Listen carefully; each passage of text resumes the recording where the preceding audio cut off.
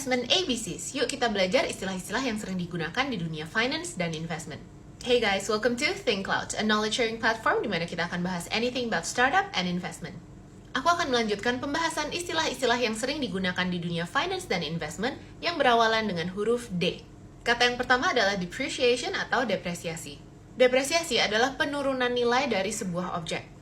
Ada banyak cara untuk menghitung depresiasi, tapi hanya untuk gambaran aja, ini salah satu caranya yaitu metode garis lurus. Misalnya kita beli laptop seharga 20 juta, dan kita memperkirakan laptop ini bisa dipakai sampai 8 tahun. Dan pada tahun ke-8, kalau laptopnya dijual lagi, akan dihargai sebesar 2 juta. Nilai residu adalah nilai yang tersisa dari sebuah objek pada saat sudah tidak bisa digunakan atau menghasilkan keuntungan lagi.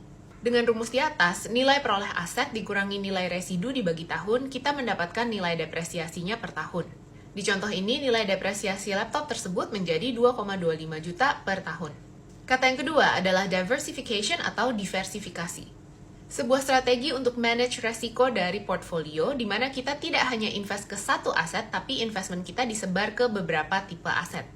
Resiko cenderung rendah jika kita melakukan diversifikasi ke aset yang tidak terlalu berhubungan satu dengan yang lainnya.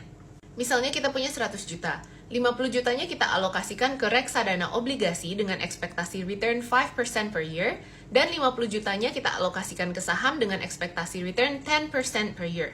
Lalu 1 tahun kemudian reksadananya lancar, tapi sahamnya ternyata kita rugi 3%. At the end, uang kita di reksadana menjadi 52,5 juta, sedangkan di saham menjadi 48,5 juta.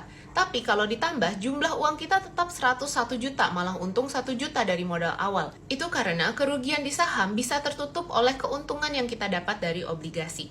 Kata yang terakhir adalah dividen, keuntungan yang dibagikan oleh perusahaan ke shareholders sesuai dengan persentase kepemilikan. Dividen diambil dari profit yang dihasilkan perusahaan dan manajemen yang menentukan kapan, seberapa besar, dan seberapa sering dividen dibagikan. Misalnya profit bersih sebuah perusahaan 200 juta dan 50%-nya mau dibagikan sebagai dividen. Ada total 100 lembar saham, jadi 1 lembar saham mendapatkan 1 juta.